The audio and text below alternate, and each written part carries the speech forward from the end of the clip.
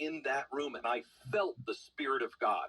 And God came in, and when people started talking about politics, he withdrew. And they started talking about God again. He came back in. It was like unreal. I've never felt anything like it before. A miracle, a Moses-sized miracle. The same thing with darkness here. I've never seen anything like it. What's happening is players are being put on the field. You are sifting, right? You're being sifted. And where are you coming out? Are you going to be on God's side? Or are you going to be on evil? And I don't think people realize that. Maybe they do, but I'm not sure. Actually, these are very important times. Yeah, no, I actually really agree. I think when you see an outpouring of the Holy Spirit, like you saw at the memorial, Yep. when you saw the vigils all across the country, when you saw people getting saved and baptized, when you saw church pews fill up, especially with young people, and it was Catholic churches, it was Protestant churches, it was evangelical churches, it was across the board, Orthodox churches, you saw it everywhere. But when you see a move of God like that, it does make some sense that the forces of darkness would rise up to counter it. And I think the greater the move of God, the greater the forces of darkness that will rise up to counter. Real quick, I remember I grew up in Seattle. I moved to Arizona, and I saw dark shadows for the first time. And people thought I was stoned, I think, because I just stood out there and I looked at the shadow of my hand on the, because I grew up with clouds all the time. And I realized the brighter the light, the sharper the shadows. And that's what you're seeing right now. Yeah, I think that's really well said. Glenn, we could talk about this all day, but we won't, because there is news to cover, including you have been making some waves as well. It's not just us. You've been making some yourself with this George Washington AI. And I'm excited to hear more about it from you yourself. We'll be right back. Glenn, this is quite the project that you've endeavored. And I was texting back and forth with your producer, Ricky, and she was sending me she was laughing about, she called it the haterade, which is pretty funny. Haterade. So you know, and I will say when we lost Charlie, and we've talked about it on the show before, we got all these people inquiring, you know, from AI companies who were like, no, we're not going to make an AI Charlie. But that's not what you're doing here. But I think it people get funny when they see people that are not alive brought back to life. But you had your goal recreated. Let's not say brought back to life. Okay, that's right. When they're animated with AI. There you go. So tell us what this project is and what you were endeavoring to do. You're sitting down having a conversation with an AI George Washington. Okay, so this is really important. This AI is proprietary. It is completely gated off from the rest of the internet and everything else, and it only has original documents in it. So it has the Federalist Papers, it has the Constitution, it has their writings, it has the sermons that they listen to about the freedoms of America. Anything that they said at the time influenced them, that's part of this. And it does not know me. It doesn't know George Soros. It can't tell you anything about the United Nations or Donald Trump or anything. It is only from their documents, and it's all firewalled off. And it is perfect. There's no hallucination because it is required to memorize all of the material. Regular AI with ChatGPT does not do that. So this is a proprietary private bank, if you will. And, you know, it kills me because people are saying, my gosh, he sounds just like Glenn Beck. No, I just sound a little like the founding fathers because I know their words. But what happens is I did an experiment on it, and what you're seeing there, the picture, if you happen to be watching it, if you're listening on radio, it's me sitting down at my interview desk with George Washington. He's in a T-shirt because I don't think anybody is interested in. Nobody's going to connect to a guy in a powdered wig in a colonial suit. And he starts in at the beginning, and I said we put a bunch of stuff in so he could look at the problems that we were facing. And I said, where did we go wrong, or if it was you, where would you and the founder start to fix all of this? Well, we have a clip. Yeah. Oh, you do? Yeah, I don't mean to cut you off, Glenn, but we have a clip, I think, of what you're talking about here. It's 49 seconds, so it's a little bit on the longer side, but it's really interesting. Go ahead and play 264.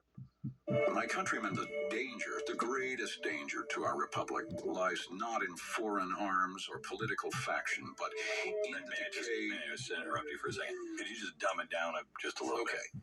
Speak in today's language. Okay, I get it.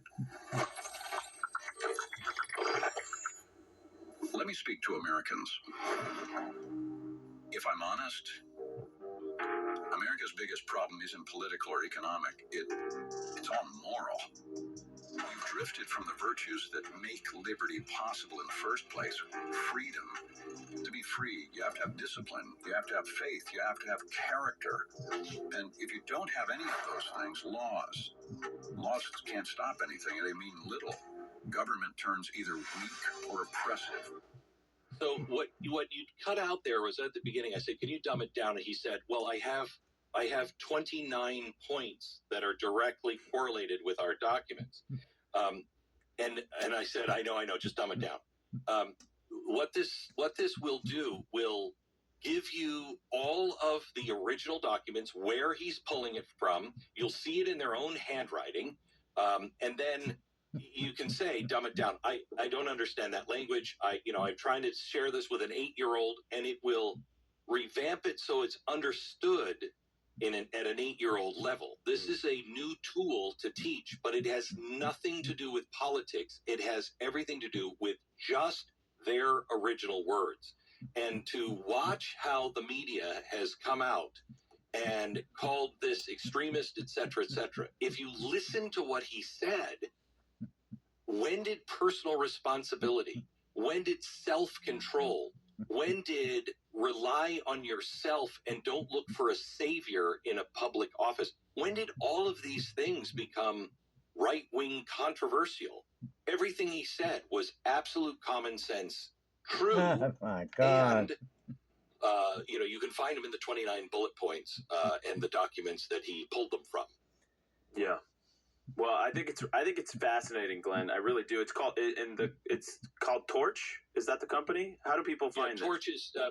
Torch. You can just go to glennbeck.com. It launches on January 5th, and it's a new project of mine. It'll be an app that you can get. And George AI has a long way to go on it, but it's completely different. Well done, Glenn. I think it's fascinating. I'm going to check it out. God bless you, Glenn Beck. We'll see you soon, I'm sure. God bless you.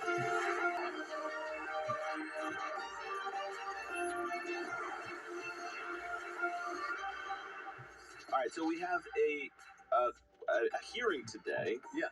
And Tyler Robinson. He is in court today. In court. He's had digital hearings before. This is an in-person one in court. We'll be honest, it's not a very big one in the grand scheme of things. Mm-hmm. Other than that, it's an early one. This is not it's not the trial itself. It's not about evidence related to the trial. It's not jury selection, any of those things. It is a pre-trial hearing to review case status.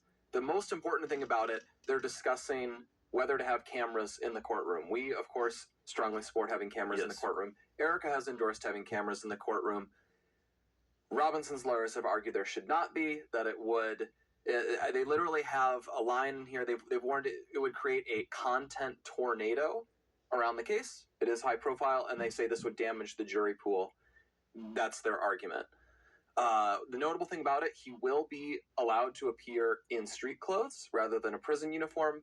He is going to be restrained, shackled, but it has to be sort of light shackles, and they're not allowed. The press is not allowed to photograph him where those are visible. So he'll be restrained, but you're not allowed to see him be restrained. But there's also some like legal 3D chess going on here, right? Because the defense, if he comes out in an orange jumpsuit and he's shackled and he sort of presents as guilty, right, visually, then the defense on appeal could argue any conviction would have to be then thrown out because he biased the jury. There's endless layers. You can have endless appeals on everything, and the strategy that goes into that. Yeah, do Do you want him to look different because that will bias the jury one way, bias them the other way?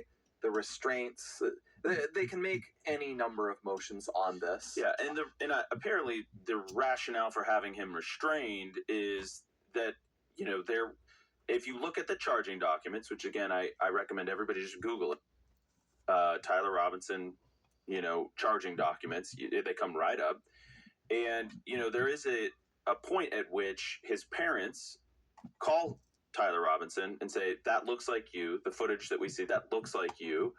You know, did you do it or whatever? He confesses to them that, and then he says something about Charlie having too much hate. You can't negotiate the hate out or whatever. You know, we knew it was going to be huge, but I don't think anybody knew that it was going to take as many turns as it already has. To Glenn's point, it's 3 months in.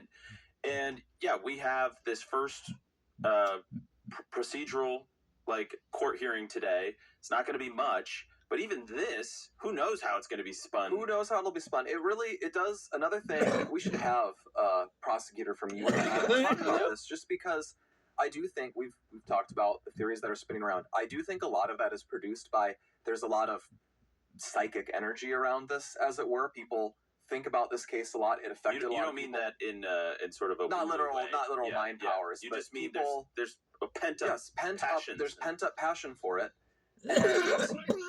This could get released if people were able to see a trial unfolding. Yes. While they're all thinking about this, that they could say, okay, here is the defendant, here is the evidence, here is the jury selection, here is the trial, here is the verdict. And if it happened in a timely way, which our Constitution guarantees the right to a speedy trial. And if you look historically, high-profile criminal cases have happened quickly within the past 100 years, where they're able to put people on trial in a reasonable length of time. But now it's this combination of everything in the court system has slowed down, but everything in the media ecosystem has sped up. Yeah. So in the day of nightly news and no online, the O.J. Simpson trial could go on for a year and people wouldn't totally lose their minds. But imagine if the O.J. Simpson trial was happening today, but there was this year-long delay after this giant, spectacular car chase, and then actually having a serious trial go on. And imagine if there was AI. And AI. Imagine if there was, you know, I mean, all the elements of this really do amount to an explosive media circus. The media tornado thing totally is legitimate, but to Erica's point, which she said with Jesse Waters, you know, everything that we've done has been hyper scrutinized and hyper analyzed. Yes. Every smile, every comment, everything's so analyzed. And we deserve to see this trial play out before the media. As this year